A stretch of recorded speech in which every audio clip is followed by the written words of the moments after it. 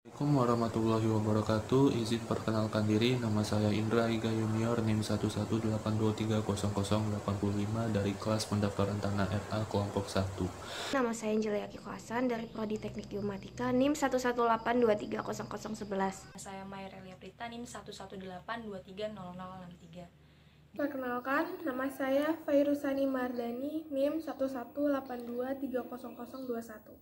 Saya Ade Rahma Putri, NIM 118160042. Tentang pendaftaran tanah, mari kita ulas dulu dari pendahuluannya. Mengapa pendaftaran tanah itu ada di Indonesia?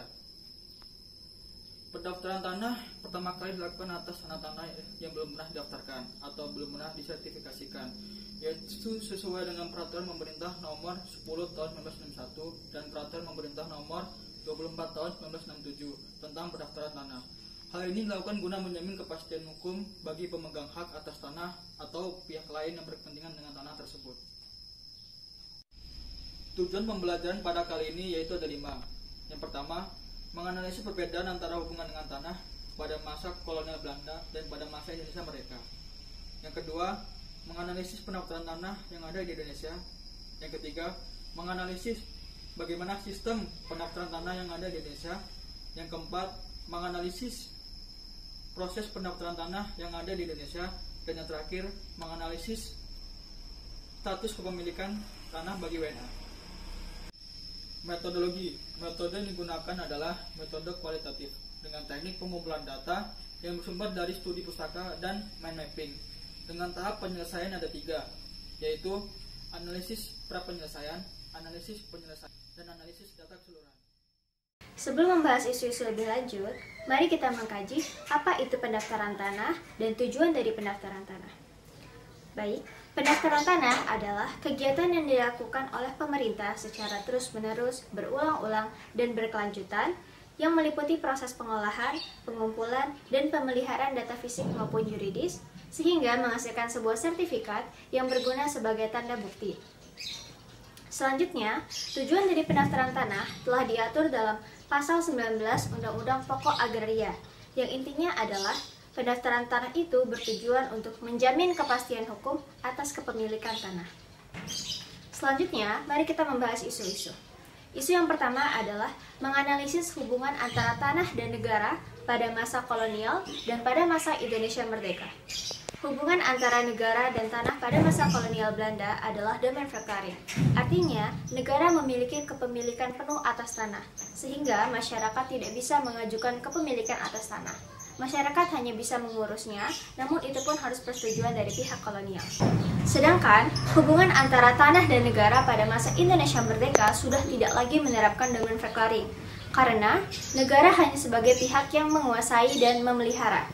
Namun, negara tidak memiliki kepemilikan atas tanah, sehingga masyarakat bisa untuk mengajukan kepemilikan atas tanah sesuai dengan prosedur yang telah ditetapkan dan diberlakukan.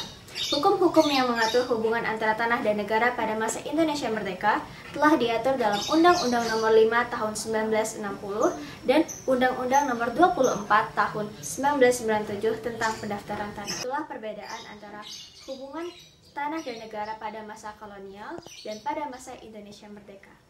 Bagaimana sih proses pendaftaran tanah di Indonesia? Jadi, proses pendaftaran tanah di Indonesia sudah ditetapkan oleh Peraturan Pemerintah Nomor 24 Tahun 1997 tentang pendaftaran tanah. Di peraturan tersebut ada 5 langkah proses pendaftaran tanah. Yang pertama, pengolahan dan pengumpulan data fisik. Yang kedua, pembuktian hak dan pembukuannya. Yang ketiga, penerbitan sertifikat. Yang keempat, penyajian data fisik dan data yuridis. Yang kelima, penyimpanan daftar umum dan dokumen sementara. Di langkah keempat itu ada data fisik dengan data yuridis. Apa sih data fisik sama data yuridis? Jadi data fisik itu adalah data yang mengenai letak, luasan bidang tanah atau batasan-batasan bidang tanah yang kita miliki. Sedangkan data yuridis adalah mengenai status bidang hukum yang kita miliki. Nah, lanjut ke hak atas tanah di Indonesia. Hak-hak atas tanah di Indonesia menurut UU PA dan Peraturan Pemerintah Nomor 40 Tahun 1996 itu ada 3. Hak penguasa tanah, hak yang bersifat tetap, hak yang bersifat sementara. Hak atas tanah yang bersifat tetap itu ada 7, yaitu milik, hak guna usaha, hak guna bangunan, hak pakai, hak sewa, hak membuka tanah, dan hak memungut hasil hutan. Sedangkan hak atas tanah yang bersifat sementara itu ada 3, hak gadai, hak usaha bagi hasil, hak menumpang, atau hak sewa tanah pertanian. Di sini saya akan menjelaskan bagaimana warga negara asing yang ingin memiliki tanah di Indonesia. Menurut UU PA nomor 5 tahun 1960 dan Peraturan Menteri Agraria nomor 29 tahun 2016 yang menyatakan bahwa warga negara asing diperbolehkan memiliki tanah di Indonesia dengan syarat dan ketentuan.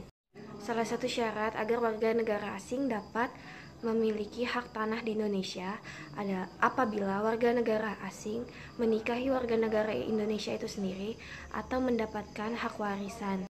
Lalu bagaimana warga negara asing yang belum menikah atau tidak ingin menikah dengan warga negara Indonesia? Di dalam UU PA juga terdapat penjelasan jikalau warga negara asing tidak ingin menikahi warga negara Indonesia atau belum menikah dengan warga negara Indonesia, mereka memiliki hak pakai dalam status kepemilikan mereka itu sendiri.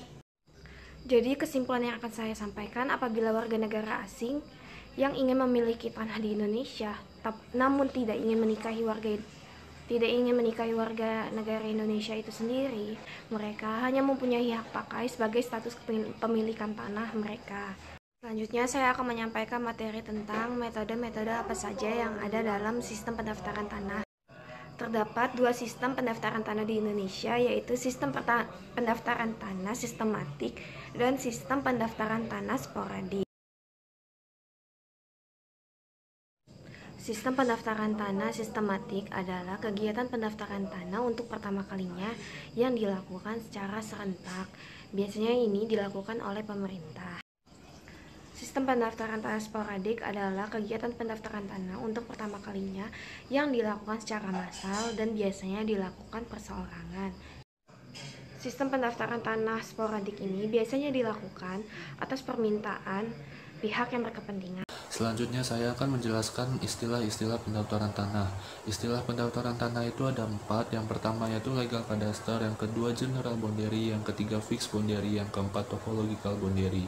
Yang pertama yaitu legal kadaster, yaitu suatu rangkaian yang dilakukan oleh negara secara teratur berupa pengumpulan data pada tanah-tanah yang ada di wilayah tertentu, di mana pendaftaran tanah merupakan suatu rangka untuk menjamin kepastian hukum dan kepastian hak atas tanah tersebut.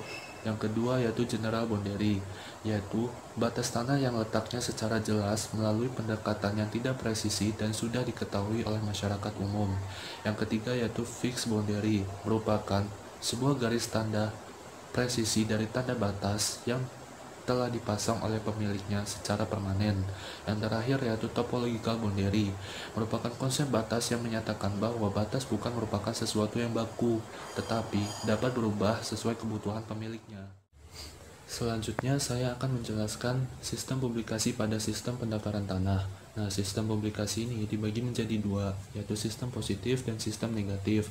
Nah, sistem positif ini bisa disebut dengan registration of title, yaitu sistem yang menggunakan sistem pendaftaran hak, di mana sertifikat menjadi sebagai bukti tanda hak atas tanah yang mutlak dan satu-satunya sebagai tanda bukti hak atas tanah.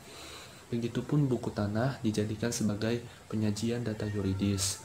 Selanjutnya, sistem negatif. Sistem negatif ini disebut dengan registration of deed, yaitu sistem yang menggunakan pendaftaran akta, di mana segala apa yang tercantum dalam sertifikat tanah dianggap benar sampai dapat dibuktikan suatu keadaan yang sebaliknya dalam muka hakim persidangan. Di sini saya akan sedikit menjelaskan tentang sistem pendaftaran tanah yang ada di Indonesia, di mana yang telah kita ketahui bahwasannya sistem pendaftaran tanah itu dibagi menjadi 2 sistem publikasi.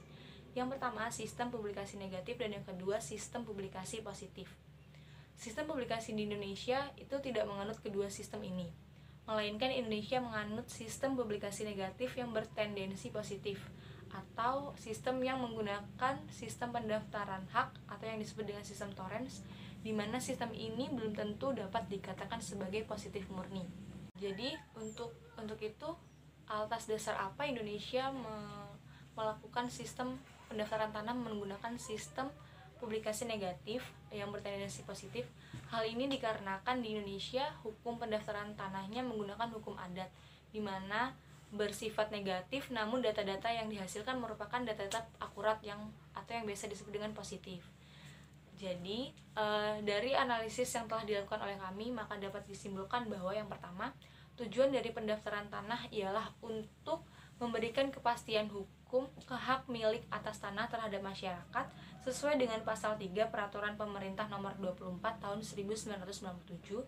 Dan yang kedua, proses pendaftaran tanah telah diatur dalam Peraturan Pemerintah RI Nomor 24 Tahun 1997.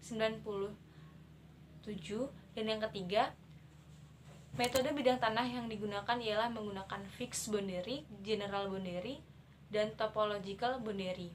Dan yang keempat, sistem pendaftaran tanah di Indonesia menurut Peraturan Pemerintah Nomor 24 Tahun 1997 menggunakan sistem pendaftaran tanah publikasi negatif yang bertendensi positif. Sekian dari saya, terima kasih.